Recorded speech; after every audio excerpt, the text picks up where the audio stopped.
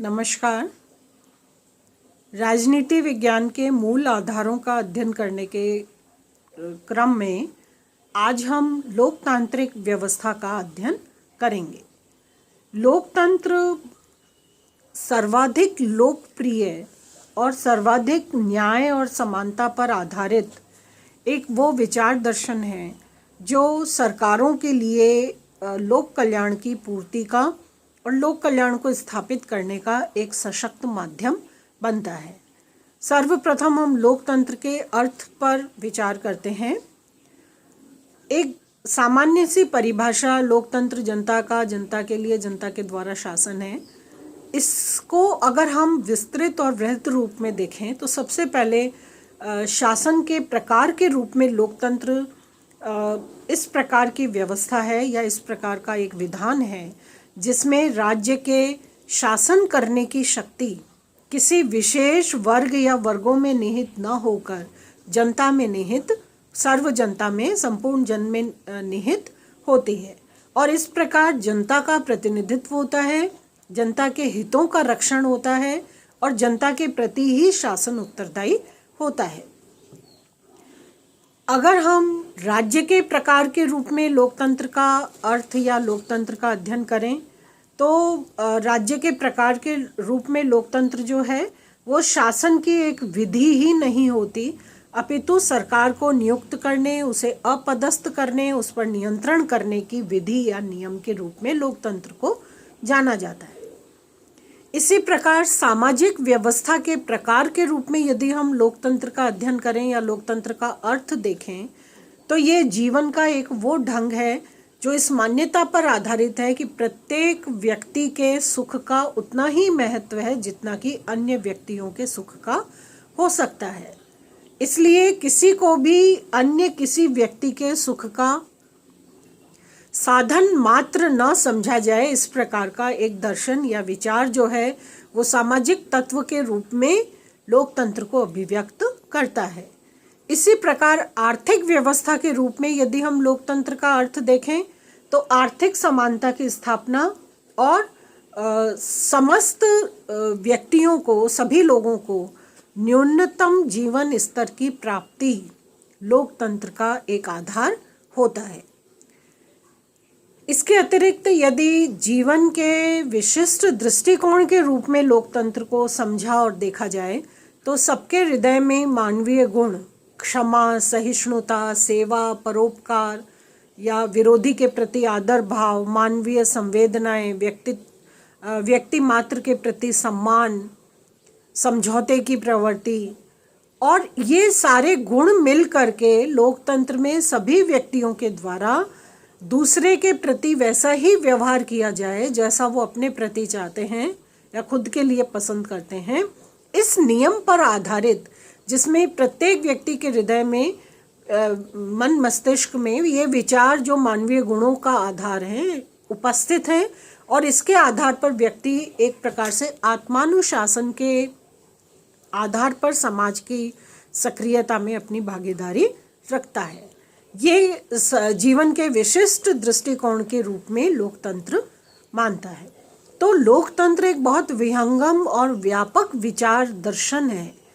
ये सिर्फ एक सिद्धांत मात्र नहीं है, एक राजनीतिक तत्व मात्र नहीं है, बल्कि ये एक प्रकार का जीवन दर्शन है और जीवन दर्शन जीवन के उन समस्त पहलुओं से संबंधित है जो पहलू जीवन का निर्धारण करते हैं। सामाजिक, आर्थिक, राजनीतिक, मानवीय, सार्वजनिक सभी क्षेत्रों में किसी न किसी प्रकार के करने योग्य या न करने योग्य दायित्व से लोकतंत्र अपने आप को अभिव्यक्त करता है। लोकतंत्र के मूलतः दो प्रकार हैं। पहला है प्रत्यक्ष लोकतंत्र जिसमें आरंभिक सभाओं, प्रत्यावहन या आरंभक और इस प्रकार की व्यवस्थाओं के माध्यम से जनता स्वयं सरकार के समस्त दायित्वों की पूर्ति प्रत्यक्ष रूप में करती है और ये जो प्रक्रिया या ये व्यवस्था है ये विस्तृत रूप में प्रत्येक व्यक्ति की प्रशासनिक और राजनीतिक क्रियाकलापों में भागीदारी को सुनिश्चित करती है। प्रत्यक्ष लोकतंत्र दूसरा है अप्रत्यक्ष लोकतंत्र, जिसमें जनता अपने प्रतिनिधियों का चुनाव करती है और ये चुने हुए प्रतिनिधि व्यवस्थापिका, कार्यपालिका और न्यायपालिका के रूप में सरकारी दायित्व की पूर्ति लोक कल्याण और जन अपेक्षा के अनुसार करते हैं। तो जहाँ प्रतिनिधियों के माध्यम से शासन करने की प्रवृत्ति वो अप्रत्यक्ष लोकतंत्र कहलाता है, और जहाँ जनता स्वयं प्रत्यक्ष रूप से शासन की प्रत्येक गतिविधि में भाग लेती है वो प्रत्यक्ष लोकतंत्र होता है। तो इस प्रकार लोकतंत्र के यदि हम लक्षण देखें तो इन लक्षणों में पहली बात है कि लोक प्रभुता में विश्वास होता है, यानी लोकप्रिय और स्वतंत्र और नियतकालीन चुनाव होते हैं, जनता का नियंत्रण होता है और जनता का प्रभाव और जनता के प्रति ही शासन प्रशासन जो है वो उत्तरदायी होता है। लोकतंत्र में राजनीतिक और नागरिक समानता होती है, स्वतंत्रता की उपस्थिति होती है, व्यक्ति के व्यक्तित्व का सम्मान और गौरव निर्धारित किया जाता है और मानवीय विवेक में आस्था रखी जाती है, किसी तंत्र या किसी विशेष विचार में नहीं बल्कि मानवीय विवेक और गरिमा में विश्वास किया जाता है। ये लोकतंत्र एक प्रकार से बहुमत का शासन है और शक्ति विभाजन के आधार पर शक्ति के माध्यम से निरंकुशता की प्रवृत्ति को नियंत्रित किया जाता है। और इस प्रकार हम कह सकते हैं कि निश्चित समय पर चुनाव और नियंत्रण और इस प्रकार के भाव से ये लोकतांत्रिक व्यवस्था संविधानवाद पर आधारित है। लोकतंत्र के गुणों का यदि हम विवेचन करें तो इसमें लोक कल्याण की साधना सुनिश्चित आधार पर की जा सकती है, क्योंकि जनता में एक आत्मविश्वास की भावना होती है और प्रशासन में एक प्रकार या राज्य में एक प्रकार से उत्तरदायित्व की भावना है, और इन दोनों के आधार पर लोक कल्याण की पूर्ति संभव होती है। ये सर्वाधिक कार्यकुशल प्रशासन होता है लोकतंत्र का, क्योंकि लोकतंत्र में स्वेच्छा के आधार पर सक्रिय भागीदारी जनता और प्रशासन दोनों के स्तर पर निर्धारित होती है। तो किसी प्रकार का दोष या किसी प्रकार की उदासीनता आने की संभावना नहीं होती। लोकतंत्र में जिस प्रकार से प्रशासनिक राजनैतिक गतिविधियों का संचालन किया जाता है ये एक प्रकार से बिल्कुल प्रत्यक्ष होता है, ओपन खुला होता है। इसलिए ये कहा जाता है कि लोकतंत्र का एक गुण ये भी है कि लोकतंत्र में सार्वजनिक शिक्षण की व्यवस्था जो है वो बहुत सहज रूप में उपलब्ध रहती है, और ये लोकतांत्रिक व्यवस्था मनोविज्ञान के बहुत अनुकूल है। इसलिए लोकतंत्र के आधार पर जो राज्य और व्यवस्थाएं कायम होती हैं वहाँ क्रांति की संभावना, अराजकता की संभावना न्यूनतम होती है। ये लोकतांत्रिक व्यवस्था जनता के नैतिक कल्याण का या उत्थान का भी आधार बनती है। राजनैतिक रूप में ही लोकतंत्र श्रेष्ठ नहीं है, बल्कि नैतिक रूप में भी लोक कल्याण की पूर्ति का या मनोविज्ञान की पूर्ति का एक बहुत बड़ा जरिया या माध्यम बनती है। लोकतांत्रिक व्यवस्था में देशभक्ति बहुत सशक्त रूप में स्थापित होती है। देशभक्ति का या राष्ट्र की भक्ति का एक बहुत बड़ा महत्वपूर्ण स्रोत जो है वो लोकतांत्रिक व्यवस्था को माना जाता है। लोकतंत्र में क्योंकि जनता की आवश्यकता और उसके कल्याण, उसके विकास के आधार पर ही, लक्ष्य पर ही कार्य संपन्न होते हैं या नीति निर्णय लिए जाते हैं, तो इसलिए किसी प्रकार की अराजकता या क्रांति होने की संभावना नहीं होती। फिर लोकतंत्र इसलिए श्रेष्ठ व्यवस्था है क्योंकि ये स्वतंत्रता और समानता की मानवीय नीतियों पर आधारित होता है। धर्म, जाति, लिंग आदि, क्षेत्र आदि के आधार पर किसी भी प्रकार का भेदभाव सामान्य स्तर पर नहीं किया जाता और स्वतंत्रता और समानता की व्यापक रूप में स्थापना और उस स्वतंत्रता और समानता की नीति का पालन किया जाता है। लोकतंत्र इसलिए भी अच्छी श्रेष्ठ व्यवस्था मानी जाती है क्योंकि ये विचार विनिमय और समझौते की भावना पर आधारित है। निर्णय तक पहुंचने के लिए विचार विनिमय, परस्पर विचार विमर्श और समझौते की भावना पर आधारित होने के कारण उग्रता से उत्पन्न, वैचारिक उग्रता से उत्पन्न, क्रियात्मक उग्रता से उत्पन्न जो नकारात्मक दोष है वे उपस्थित नहीं हो पाते। और लोकतंत्र क्योंकि विश्व शांति का समर्थन करने वाली विचारधारा है, मानवीय मूल्यों पर आधारित है, इसलिए ये प्रत्येक क्षेत्र, प्रत्येक समय और प्रत्येक व्यक्ति के लिए कल्याणकारी है।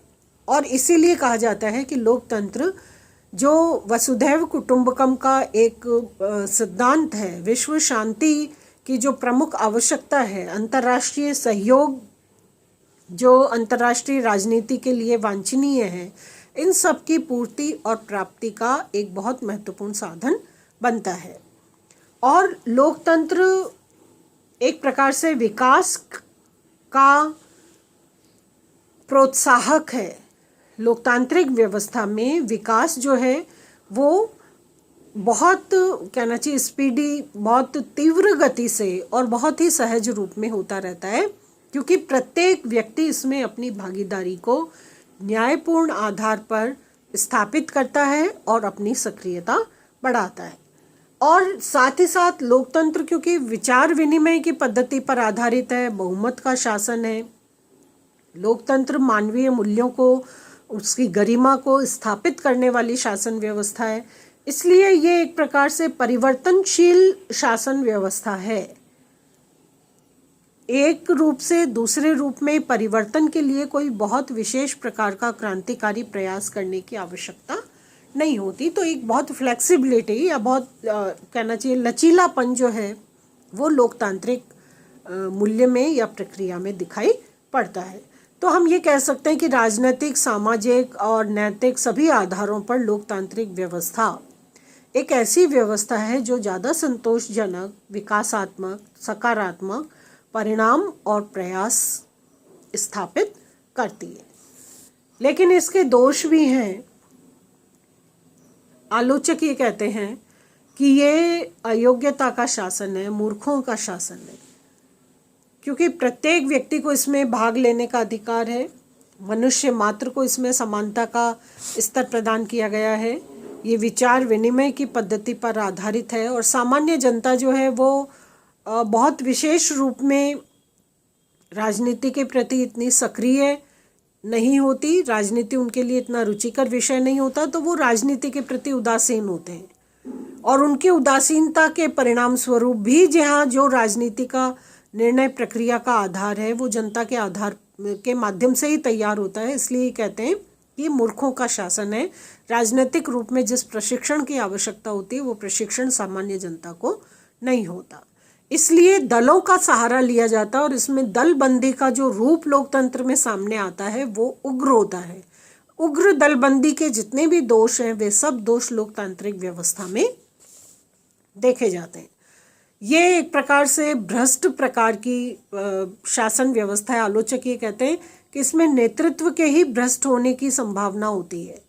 इसलिए होती है क्योंकि ये बहुमत का शासन है और बहुमत सिर्फ संख्या पर या गिनती पर आधारित है, इसमें गुणात्मकता का आधार सुनिश्चित होना जरूरी नहीं है।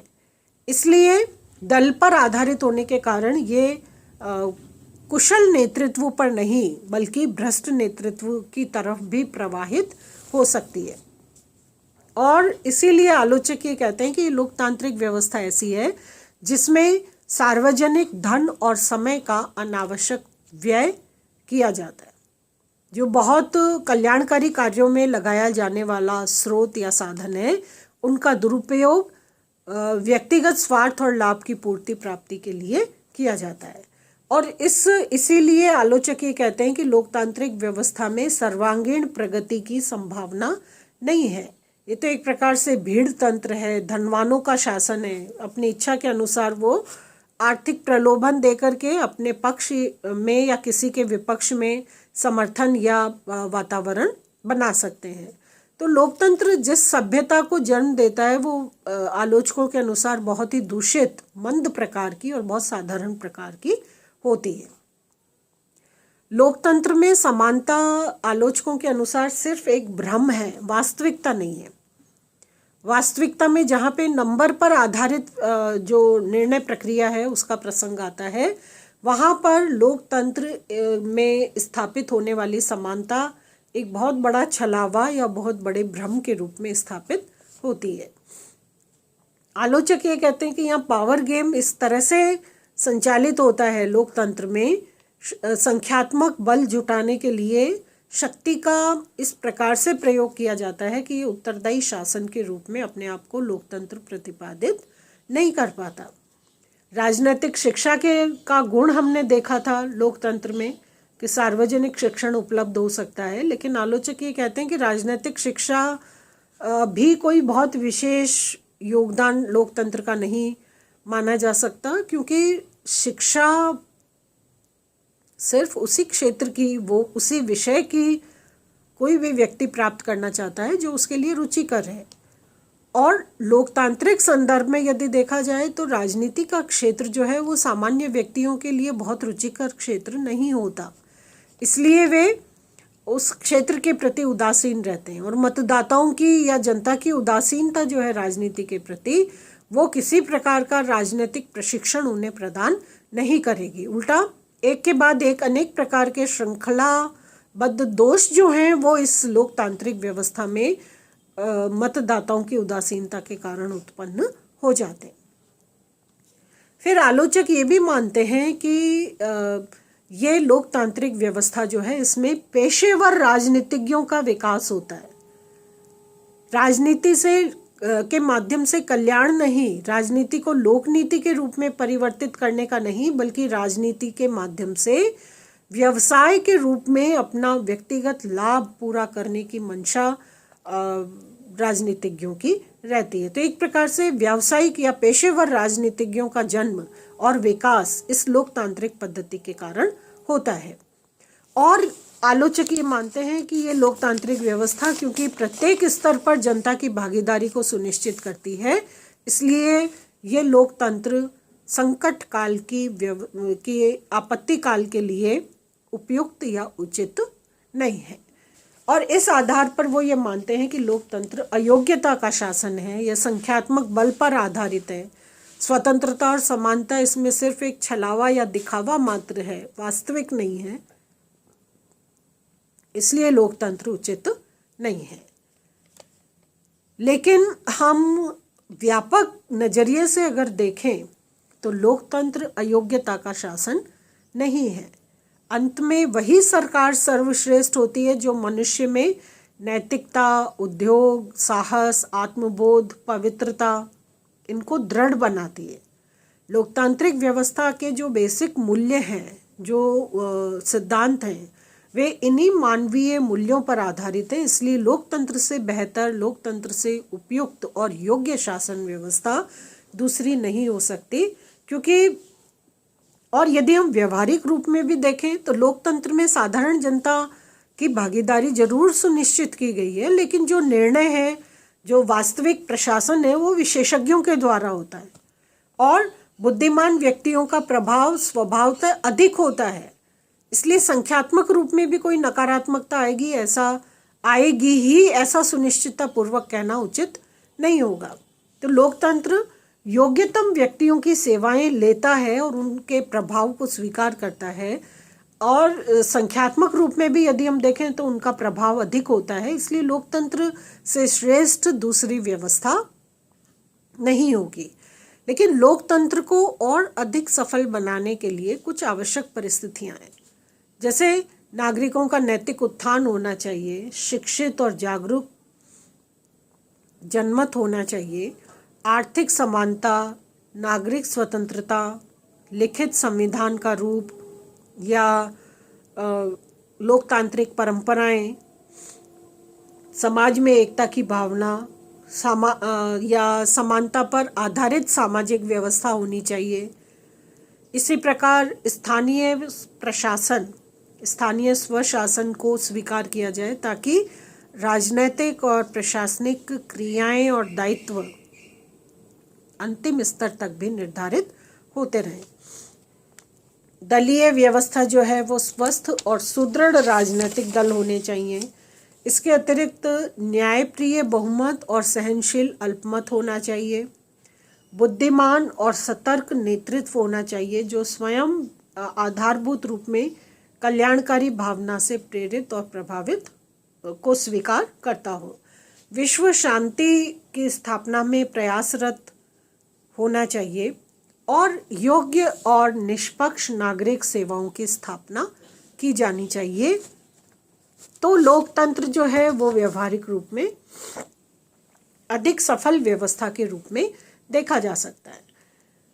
यदि इन परिस्थितियों में लोकतंत्र को स्थापित किया जाता है तो लोकतंत्र के दोष हावी नहीं हो सकते, बल्कि लोकतंत्र अपने स्वाभाविक और वास्तविक रूप से मनुष्यों को लाभान्वित कर सकता है।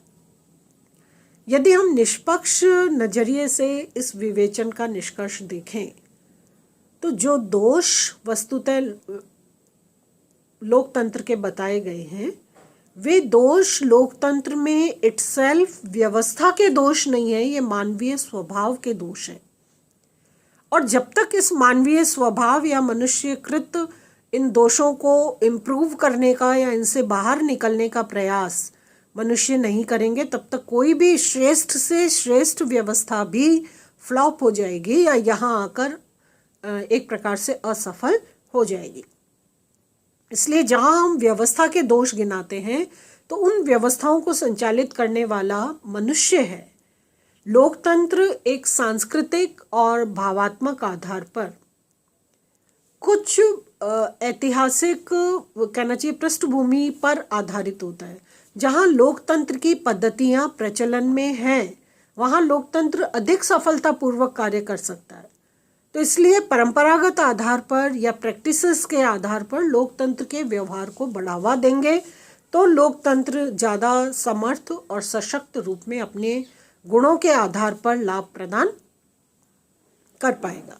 तो लोकतंत्र के दोष वस्तुतः मनुष्य के दोष हैं, इसलिए उनका निराकरण भी उसी स्तर पर होना चाहिए। और अंतिम रूप में लोग इस अर्थ में अगर हम देखें तो लोकतंत्र जिस मानवीय मूल्य के आधार पर व्यक्ति मात्र की समानता और स्वतंत्रता का समर्थन करने वाला, सर्व कल्याण और विकास के आधार को स्थापित करने वाला, एक जीवन दर्शन के रूप में मान्यता रखने वाला जो विचार है, एक पद्धति है, उस पद्धति से ज़्यादा बेहतर या ज़्यादा श्रेष्ठ कोई दूसरा विकल्प नहीं है। धन्यवाद।